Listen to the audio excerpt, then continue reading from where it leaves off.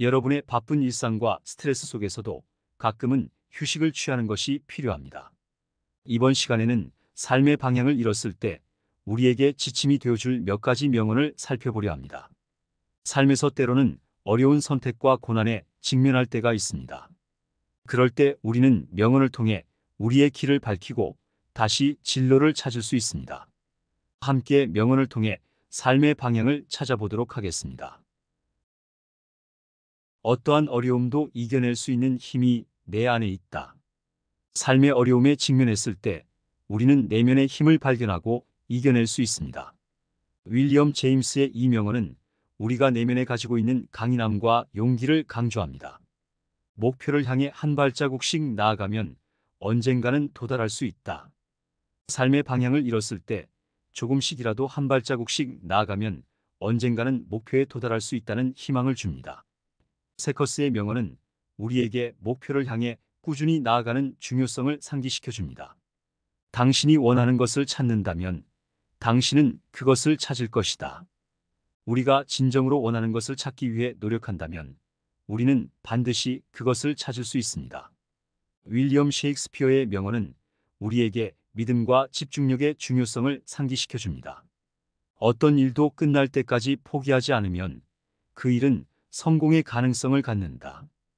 우리가 삶의 방향을 잃었을 때도 포기하지 않고 노력한다면 우리는 언젠가는 성공을 거둘 수 있을 것입니다. 헨리 포드의 명언은 포기하지 않고 끝까지 노력하는 중요성을 강조합니다. 가장 확실한 방법은 시작하는 것이다. 삶의 방향을 잃었을 때 먼저 행동으로 나서는 것이 가장 중요합니다. 시작을 하게 되면 우리는 새로운 길을 찾고 목표를 향해 나아갈 수 있습니다. 마크 트웨인의 이 명언은 용기를 주고 우리에게 새로운 시작의 중요성을 상기시켜 줍니다.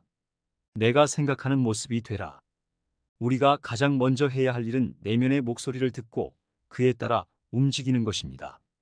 마하트마 간디의 이 말은 우리의 생각과 행동이 우리의 현실을 만들어낸다는 것을 상기시켜 줍니다.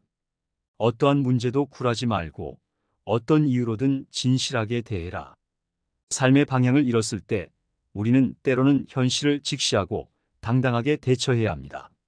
조지 패트는 어떤 어려움이든지 우리의 용기와 진실한 태도로 이겨낼 수 있다는 것을 상기시켜 줍니다. 지금 당장 시작할 수 있는 것을 시작하라. 용기를 내어 시작하지 않으면 한 단계도 나아갈 수 없다. 케네디는 삶의 방향을 잃었을 때 가장 중요한 것은 행동으로 나서는 것이라고 말합니다. 우리는 용기를 내어 시작함으로써 자신의 삶을 바꿀 수 있습니다. 인생은 자신에게 일어나는 일의 10%이고 나머지 90%는 당신이 그것에 반응하는 방식이다. 우리는 우리 자신의 선택과 반응에 따라 삶을 만들어갑니다.